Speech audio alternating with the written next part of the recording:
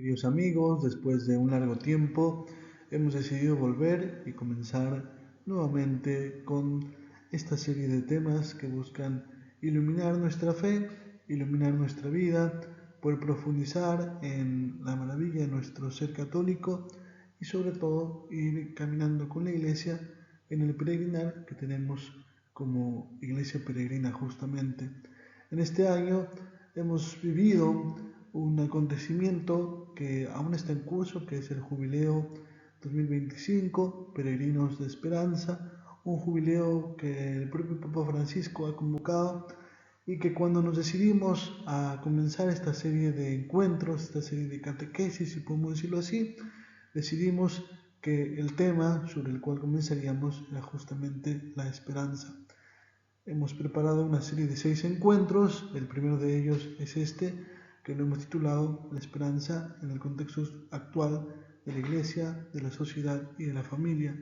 Este tema pretende introducir a los próximos 5, contextualizándonos por supuesto cuando hablamos de Iglesia en lo que es el jubileo, cuando hablamos de sociedad en lo que es el mundo actual y cuando hablamos de familia tratamos de aterrizar el tema a lo concreto de nuestra propia familia. Bueno, hablando de esperanza, descubrimos que estamos en un año jubilar. ¿Qué es un año jubilar? Bueno, podemos llamar al año jubilar también un año santo, un tiempo especial de gracia, de conversión, de reconciliación que la Iglesia celebra cada 25 años. Su origen, el origen de los jubileos, se remonta al año 1300, cuando el Papa Bonifacio VIII convocó el primer jubileo inspirando en la tradición bíblica del Levítico. Si nosotros queremos buscar el origen del jubileo, lo vamos a encontrar allí en el libro de Levítico, que establecía que cada 50 años se proclamara un año de liberación, de perdón, de restitución.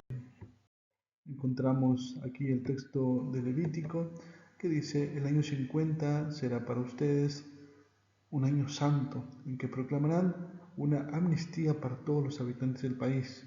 Los que habían tenido que empeñar su propiedad la recobrarán. Los esclavos regresarán a su familia. Ese año no sembrarán, no segarán, ni vendimiarán la viña sin cultivar, pues es año jubilar. Es un año santo en el que comerán de lo que el campo produce por sí solo. Reiteramos, un tiempo de liberación porque recobraban su libertad y su dignidad aquellos que a lo largo de sus 50 años lo habían perdido. Era un tiempo de perdón porque se perdonaban las deudas, porque se perdonaban pues por supuesto también las ofensas y porque se restituía a aquel que había perdido lo que le correspondía. También era un tiempo en el que, como bien dice el libro de Levítico, el campo descansaba. ¿Cuánto se realizó esta práctica? No se sabe con exactitud, no se sabe si verdaderamente se cumplió en algún momento todo cuanto establecía el jubileo, pero sí que estableció un precedente muy importante para descubrir que en la vida del hombre es necesario tener un tiempo en el que podamos volver a lo esencial de nuestra vida, descubrir la necesidad de librarnos, de perdonar y de devolver aquello que quizás no nos pertenece.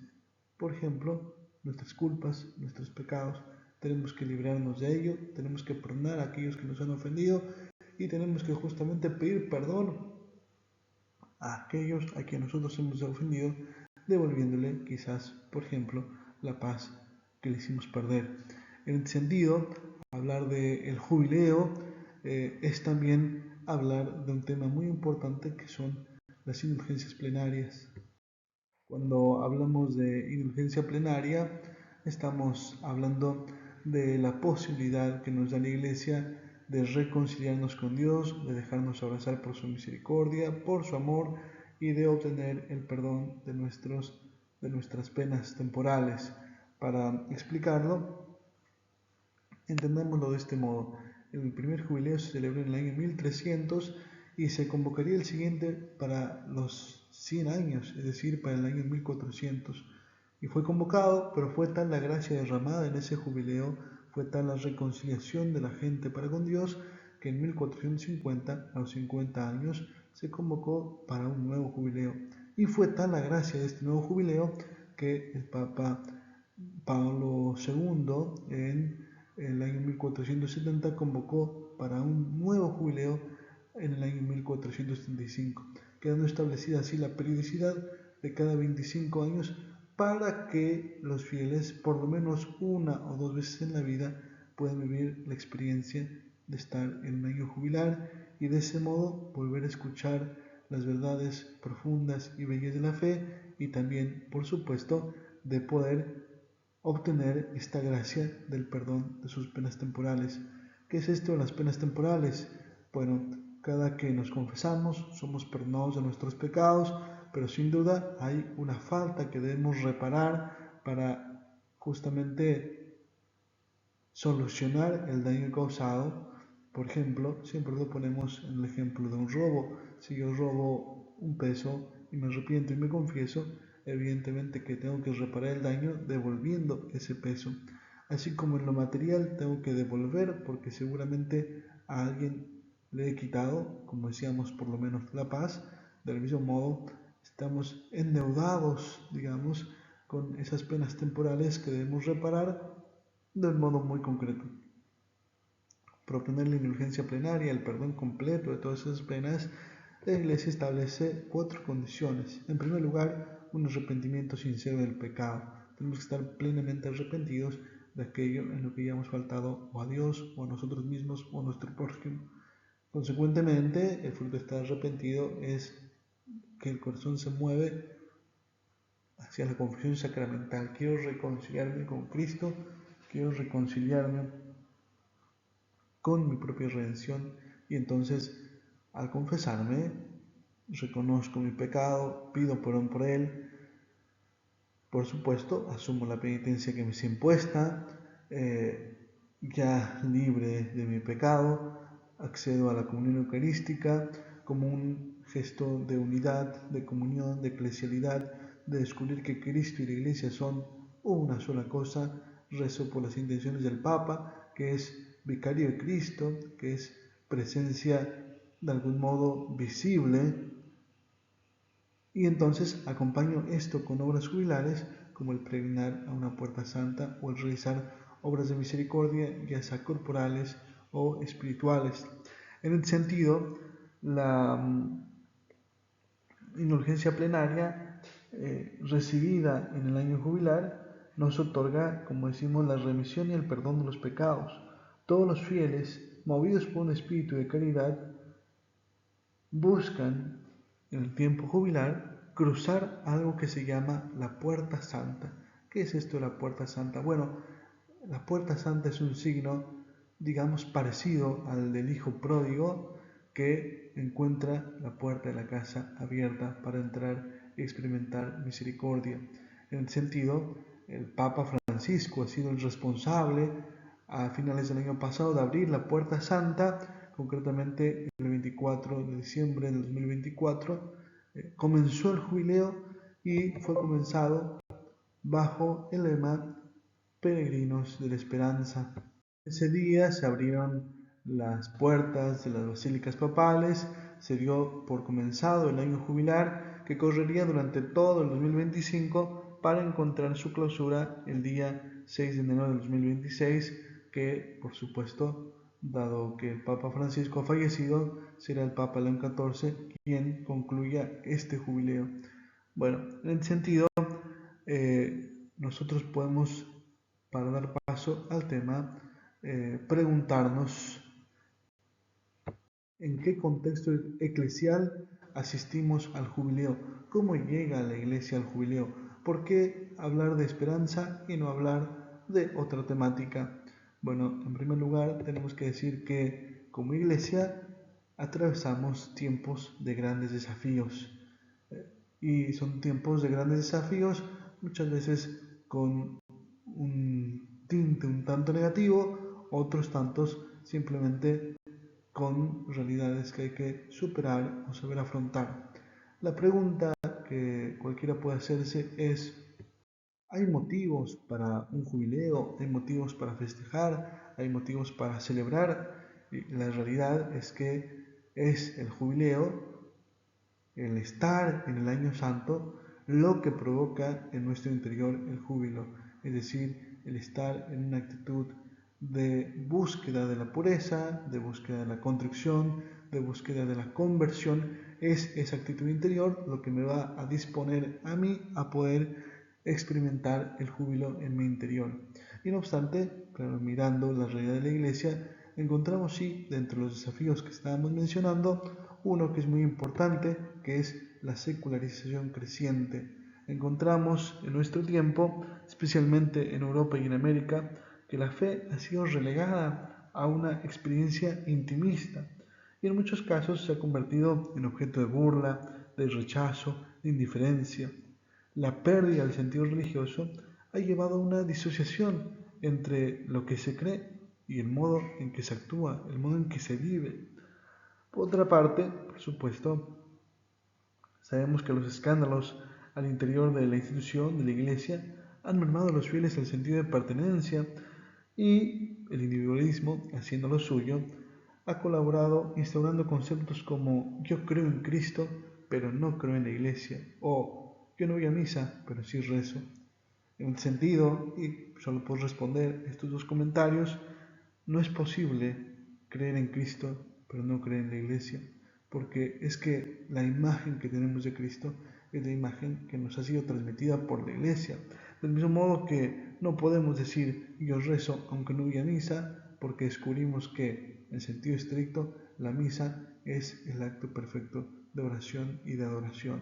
En ese sentido hay una realidad, que este secularismo, esta pérdida del sentido religioso, está muy presente en nuestras sociedades, en nuestra cotidianidad, de modo que a veces creer parece ir cuesta arriba, porque todos van cuesta abajo.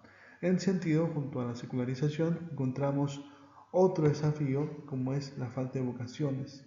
La falta de vocaciones que, si bien de hecho se dice que han aumentado el número de los católicos en estos últimos tiempos, es cierto que junto a este aumento, que es ampliamente positivo y una fuente de alegría muy grande, también es cierto que desde el 2012, es decir, desde hace 13 años, se viene registrando un descenso considerable de la cantidad de seminaristas que hay en el mundo. La falta de vocaciones, en el sentido, debilita, como bien decimos, la vida sacramental y pastoral de muchas comunidades. De este modo, aunque hay más fieles, tristemente nos encontramos con la realidad de que muchos no tienen conciencia de que lo son. Muchos se dicen católicos, pero no saben lo que significa profundamente ser fiel. Y junto a esto, por si fuera poco, por supuesto encontramos también al interior de la iglesia dificultades como la polarización, posturas encontradas, aparentemente antagónicas, que en realidad, hay que decirlo así, son solamente una consecuencia de la ignorancia, del relativismo o del error que a veces, infiltrándose en la iglesia, representan un peligro contra la sana doctrina. En el sentido, a propósito, fuimos viendo los principales desafíos, las principales cosas a resolver, si se quiere, o preocupantes en la vida de la iglesia, porque justamente son estas realidades difíciles, son estas realidades desafiantes las que nos motivan a vivir profundamente un año jubilar. En el sentido, la secularización creciente debe encontrar de nuestra parte una motivación profunda para renovar nuestra fe y renovar nuestra misión, descubriendo y haciendo descubrir que la iglesia es madre, que ama y que acoge. La falta de vocaciones encuentra en nuestra parte la obligación de promover vocaciones al servicio de la iglesia, y en sentido el jubileo se nos presenta como una oportunidad preciosa para que los jóvenes escuchen el llamado del Señor. De hecho, como lo veremos más adelante, hay una serie de actividades que desde el Vaticano se han hecho justamente para promover la esperanza que el jubileo quiere brindar, y una de las actividades más concurridas ha sido esta, la de los jóvenes.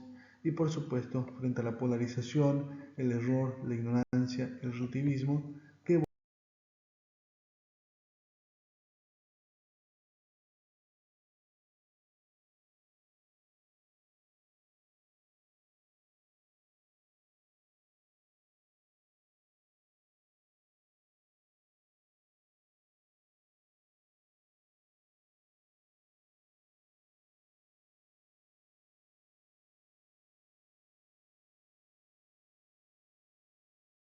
Qué bueno es recordar que fuera de Cristo no hay amor, no hay verdad, ni hay libertad. Es solamente con Cristo cómo podemos verdaderamente trabajar eficazmente para construir el reino de Dios.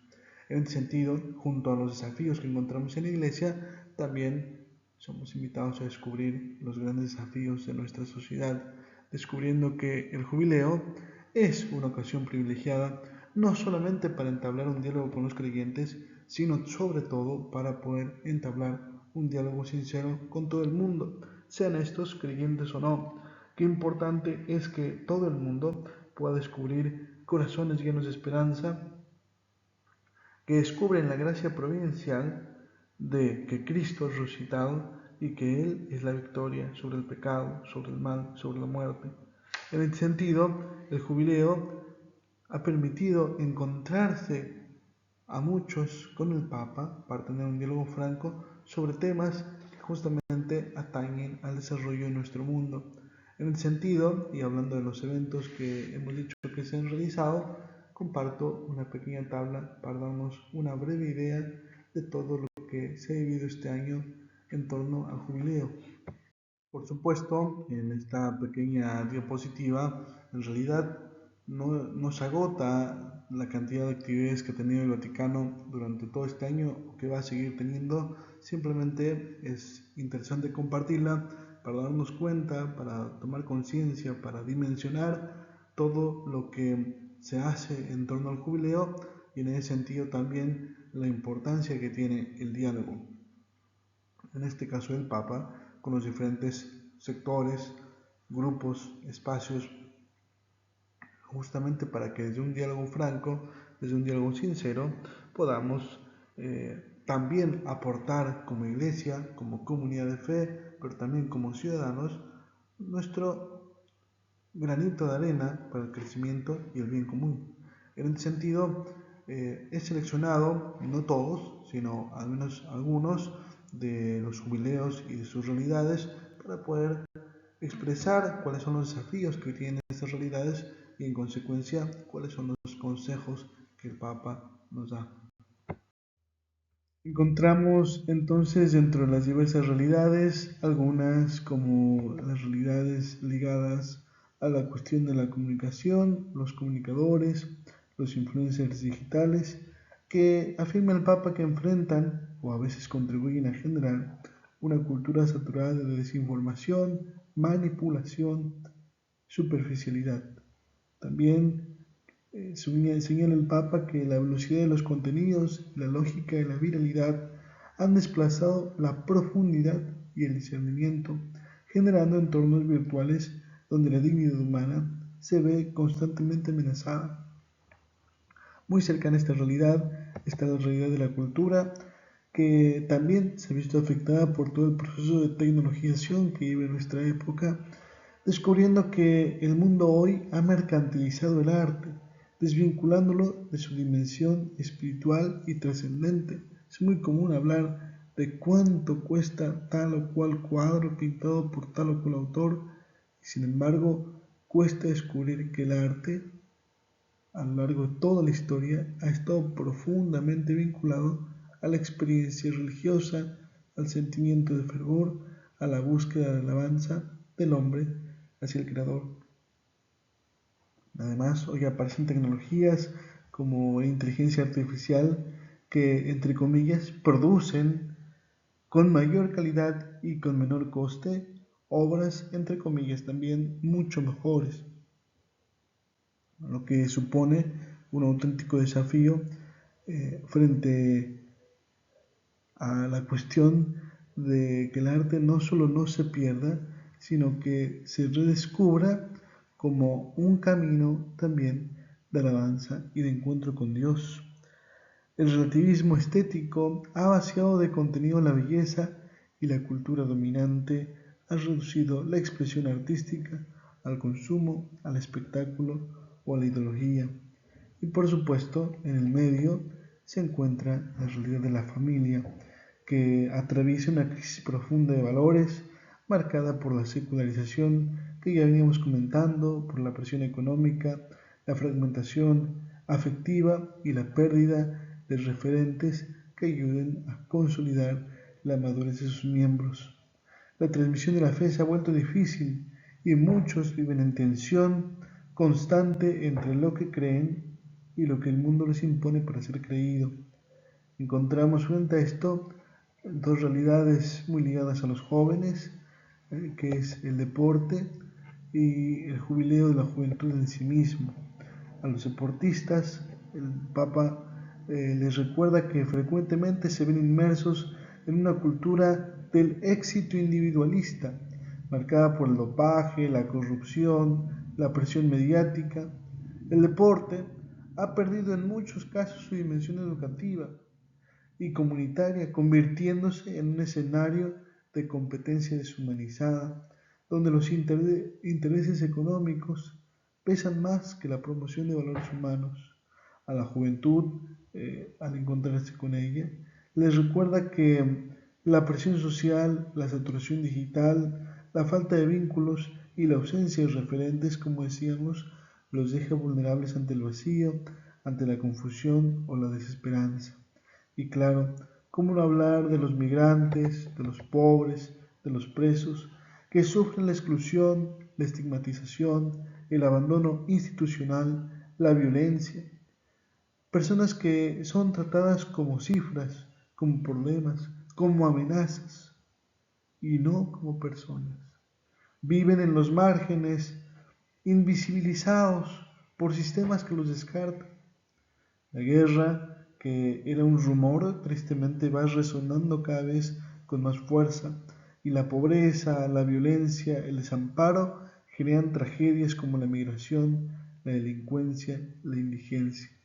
Y frente a estas realidades que hemos puesto por ser acaso un poco más significativas, por supuesto que el Papa no solamente señala las sombras, sino que también nos señala el camino por donde podemos encontrar la esperanza. Es necesario redescubrirla a la esperanza como una fuerza transformadora. Encontramos aquí que le dice a los comunicadores que ellos deben ser agentes de comunión y constructores de redes que promuevan la verdad, el amor y el encuentro. A quienes trabajan en el mundo de la cultura, los anima a ser testigos de la belleza y la verdad, recordando que el arte tiene el poder de sanar, de despertar esperanza y, como no, de anunciar el Evangelio. A la familia les dice que es el hogar de la esperanza, la escuela de los valores y el santuario de la vida. Sobre esta expresión vamos a profundizar más adelante. Frente a la realidad del deporte, muy creativamente les recuerda que el deporte, frente a los desafíos propios que vive esta realidad, aporta mucha riqueza, porque genera encuentros, porque genera capacidad de colaboración y sobre todo porque también enseña a perder, porque enseña el valor de la derrota, porque ayuda a que podamos asumir nuestros fracasos. A la juventud, por su parte, los anima a ser testigos de esperanza, constructores de paz, recordando que la amistad verdadera siempre se va a encontrar en Cristo. Y a los migrantes, a los presos, les recuerda que las cárceles, los lugares de confinamiento, son también un lugar donde la esperanza no debe perderse, porque la misericordia de Dios alcanza incluso los rincones más oscuros.